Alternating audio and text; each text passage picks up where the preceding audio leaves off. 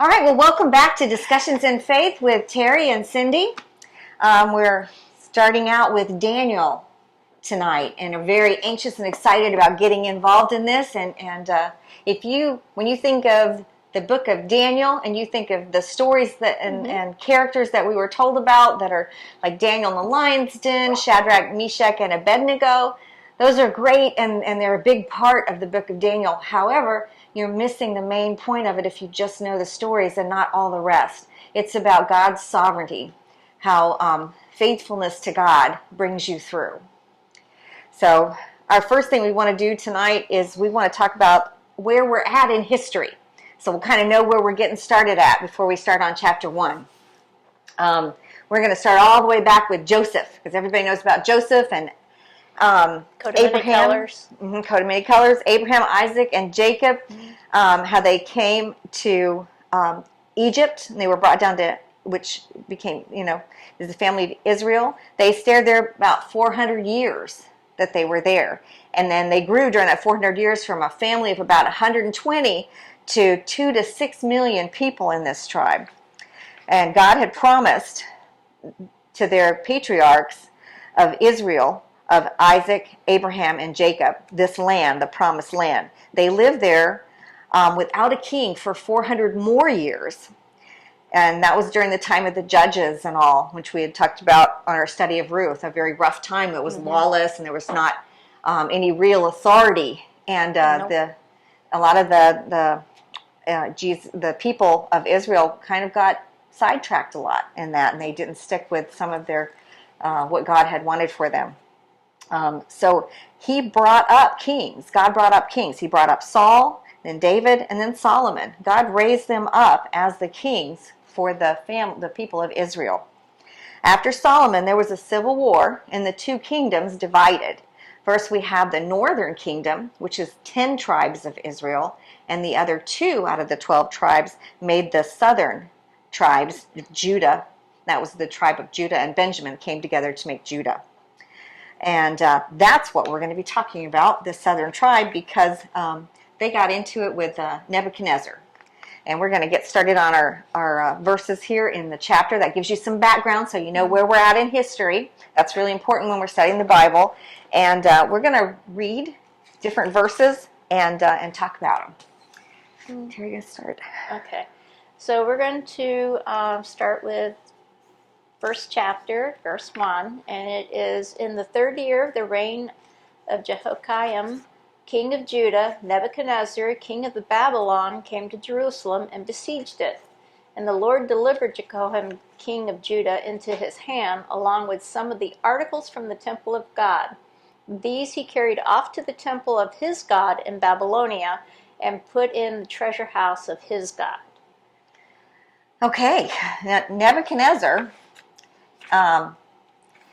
he is one of the kings of the Babylon, the Chaldeans, and his actual name is after one of their false gods, Nebu, and that name of that god is actually the God who protects my crown. So Nebuchadnezzar was very concerned about his crown and staying in authority.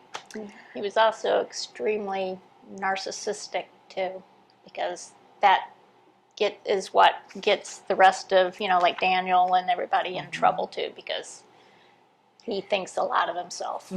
Definitely. And I see a lot of archaeological things that have come to pass within our lifetimes or just before that further prove different parts of the Bible. And I love bringing those up. So here we have in Daniel verses 1 and 2 that Terry read, we have Nebuchadnezzar, how he pillaged the Israel and others during his reign, recorded from Babylonia in the Chronicles. They had tablets, so the Babylonian Chronicles, and those have been found by archaeologists, and those spoils of each war were taken to Babylon, and it talks about those in these tablets, the Babylonian. Aren't they like in the British Museum or something? They're in some museum where you can actually go and see them, aren't they? Yes, they're where you can go see them. Sure are. Okay, so we're going to our next ones. We've got verse 3. Then the king instructed Ashpenaz, the master of his eunuchs, to bring some of the children of Israel and some of the king's descendants and some of the nobles.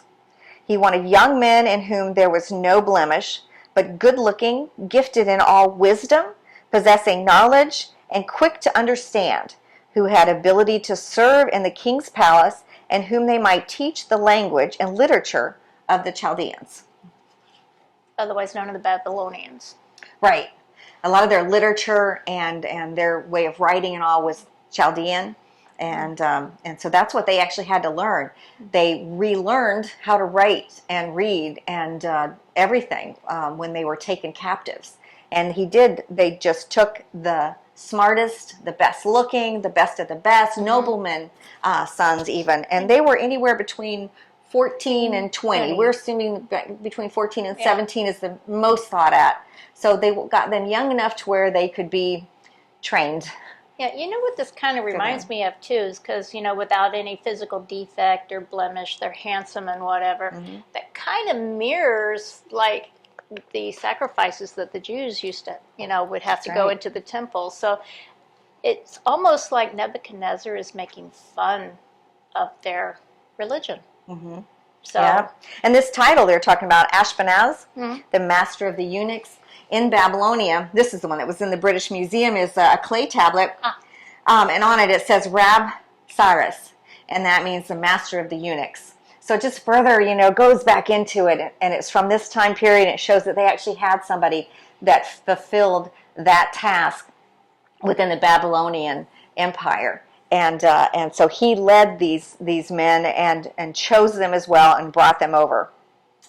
So, and that is in a British Museum, a clay tablet, so you can see those. I knew one of you're those. right. But it's kind of interesting that we have something that's man-made that clarifies and validates what's written in the Bible. So that's also, God's way of saying, hey, it really did happen. We're not just a fairy tale here, because a lot of people just, take these stories as stories or good moral values or whatever. So it's nice to have a man-made tablet that validates what we're reading. Very true. It's important that we realize this is real people in a real time that led up to us being here now and the future events that are going to take place too. Yep. All right, so we're on verse 6. 5. I stopped at. Or where did you stop? I stopped at the end of 4, so 5. 5. Okay. The king assigned them a daily amount of food and wine from the king's table, where they were trained for 3 years, and after that they were entered the king's service. That's almost like, immersing them into their culture so they can kind of forget where they came from. Right, and especially at that age. Yeah. It's almost like, like brainwashing Yeah, them. very, very impressionistic at that particular age because, they're taken away from their homeland, and now we've got this king that's immersing them in a different culture, different way of looking, different talking even, and now he's feeding them from his table. And even took the spoils from their temples, and put it the in treasures, to put in the temples to his false god, as kind of like saying, my gods are bigger and better than than your God, Yahweh, which of course is not true, and he proves that through here. Yeah. Well, among those were chosen were some from Judah, which was Daniel, Hananiah, Mishael, and Azariah. The chief official gave them new names. To Daniel, the name of Belteshazzar, to Hananiah, Shadrach, and to Mishael, Meshach, and to Azariah, Abednego. I know, I wanted to say Abednego, and it's not right. It's Abednego. Now, we're all familiar with those names, but we're not familiar with Shadrach, Meshach, and Abednego. We know them more. We don't know them by their Jewish names. A lot of people remember them as the Babylonian names. Their captive name. Which, when I first read it, I sat there and I go, wait a minute. I guess they did have, I kind of realized, they have other names. They all had meanings, too. So this is another part of the brainwashing, indoctrination that Terry was talking about, because they bring these young boys over and they take away their godly names that their Israelite family had given them. So Daniel, whose name was God is my judge, now became Belteshazzar, and his name was after one of the false God Bel's prince. And for Hananiah, his name meant loved by the Lord. and he was changed to Shadrach, and that meant illuminated by the sun god. So he took away their godly names and gave them false names for the false gods. And then Mishael, who is as God, is what his name meant. And then Mikiach, his name meant like Venus. The Asherah was one of their false gods. So they were even stripping away, basically, because they're named by, when they're born, they're named by what their family aspires them to be. Yeah. And so now we're just stripping them of everything, and just putting somebody else's idea of what they should be. It's true. So I can imagine just how devastating they are, but it's kind of nice that, they have other plans. Yeah. Okay, let's see. So in verse 8, we'll pick up there. But Daniel purposed in his heart. I love that saying. He purposed in his heart. It's not like, just flippantly he thought, I shouldn't do this. He felt deeply about this. He purposed in his heart. He felt this, that he was not going to defile himself with the portion of the king's delicacies, nor with the wine which he drank. Therefore he requested of the chief of the eunuchs that he might not defile himself. Now God had brought Daniel into the favor and goodwill of the chief of the eunuchs. And the chief of the eunuchs said to Daniel, I fear my lord, the king, who has appointed your food and drink, for why should he see your faces looking worse than the young men who were your age?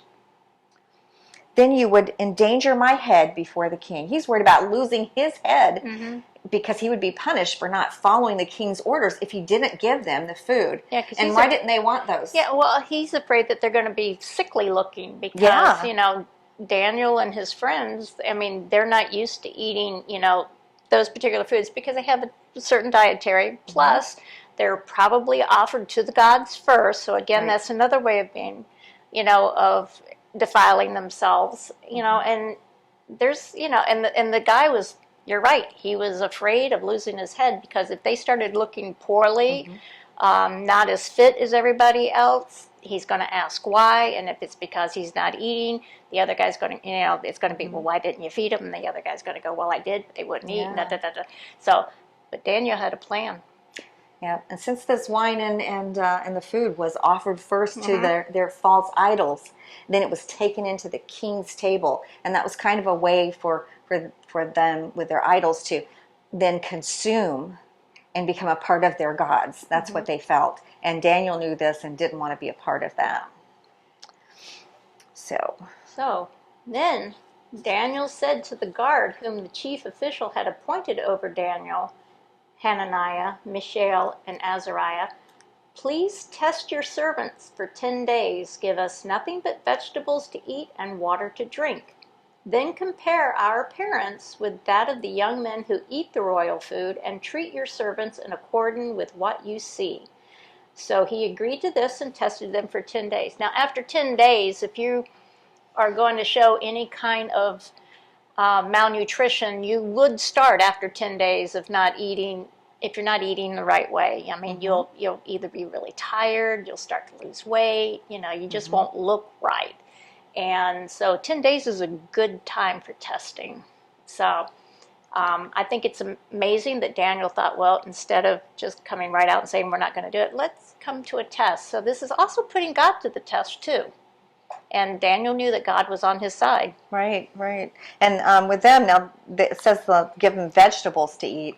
It's actually vegetables, but also like grains and things pounded into this food that they were asking to be fed of, called pulse. Okay, so after that 10 days, on verse 15 it says, and at the end of the 10 days their features appeared better and fatter in flesh than all the young men who ate the portion of the king's delicacies.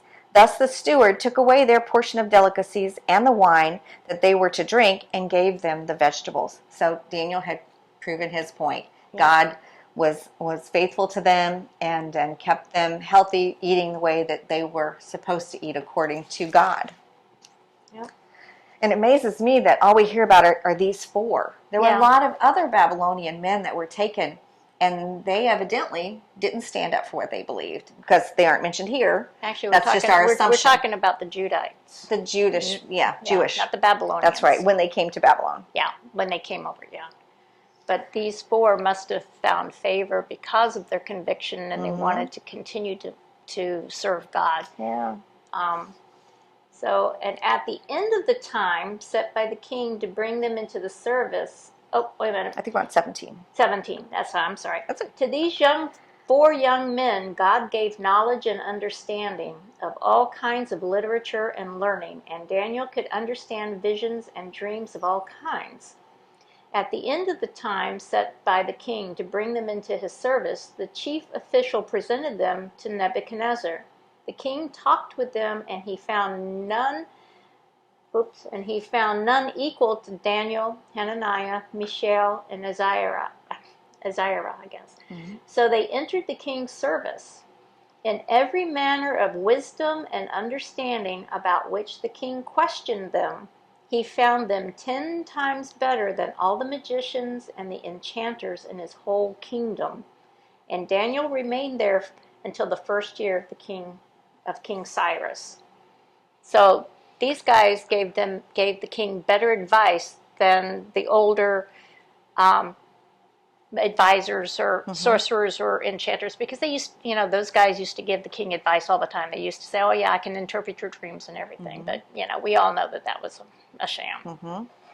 And they were proven that these four young men, these four Jewish young men, they did have these gifts, and that God had blessed them with these different gifts. It says that the last verse that Terry read, thus Daniel continued until the first year of King Cyrus.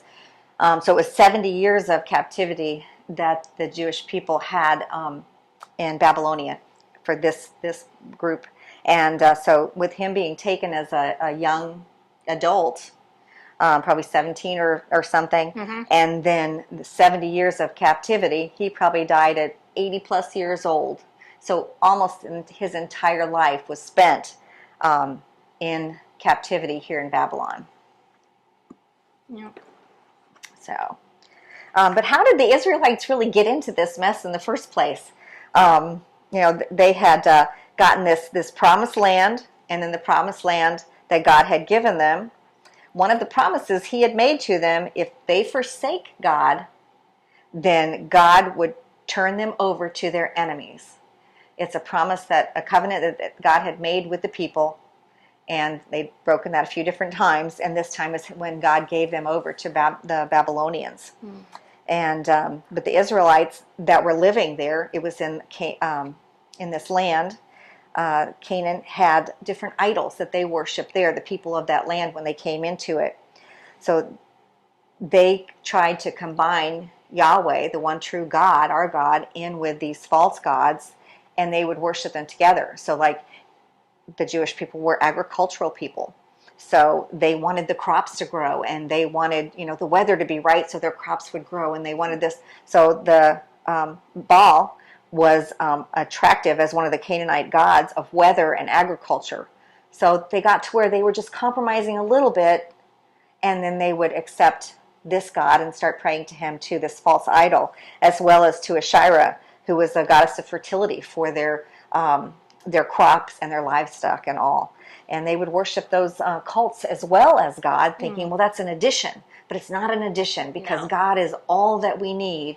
And to worship a false god or a false idol of any type is lessening our devotion to God. Yeah, it kind of reminds me, those bumper stickers you see on the back that have all the different religion symbols to coexist up there. And have it all. Yeah. It doesn't work that way, because our doesn't. God is a jealous God, and he doesn't want any other gods before him. So this is kind of what the Israelites did, and so they kind of brought it on themselves. But God always watches over his chosen people. We may make the wrong turns sometimes, but God always gives us a way out. He gives us somebody to help us along the way. And this was kind of like Daniel and Hananiah and Azariah and Mishael. They were kind of like God's spokesman to the Babylonian Empire at that time. Because everything that they, their testimony, just from the way they were living. But I'm sure that they also did, they did prayers, and they observed their dietary, restrictions and everything too. But it's just says a lot, considering how young they were when they came into the Babylonia and was immersed in that culture. How they managed to maintain their integrity. Yeah. And one of the other reasons that they had broken with God during this and made God angry, where he handed them over to their enemies, they also weren't following a land of the 7-year Sabbath to give to their land.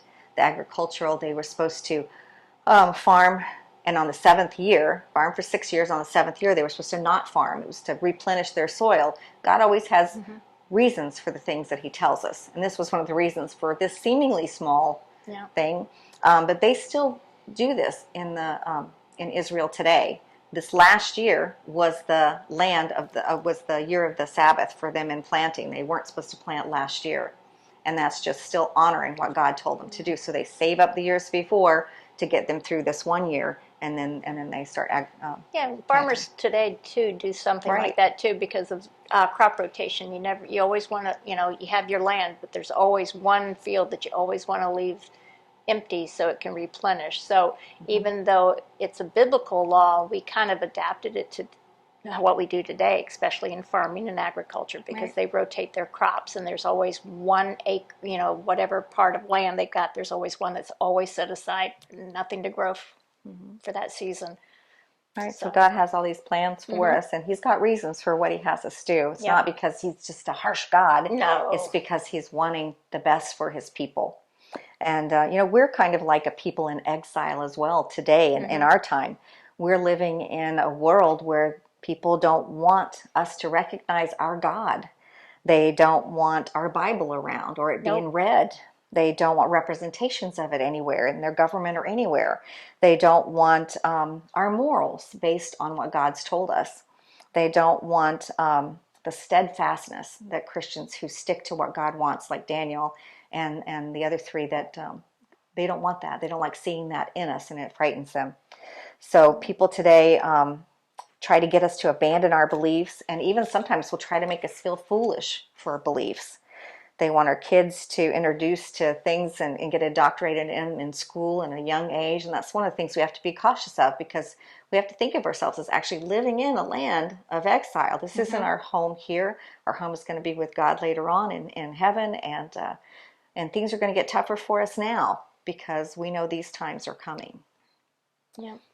And these four young adults prove that you can live in a culture and not be overruled by the culture, that you can still live a godly life.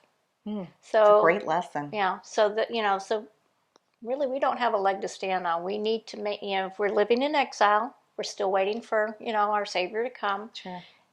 But we can be in the culture, just not of the culture. It's an important distinction between the two, definitely. Yeah. Well, next week we're going to come back and we're going to be studying chapter 2, And Nebuchadnezzar, Nebuchadnezzar and his dreams. Right. Yes, that's going to be very interesting to get into. Yep. We'll look forward to having you back then. All right.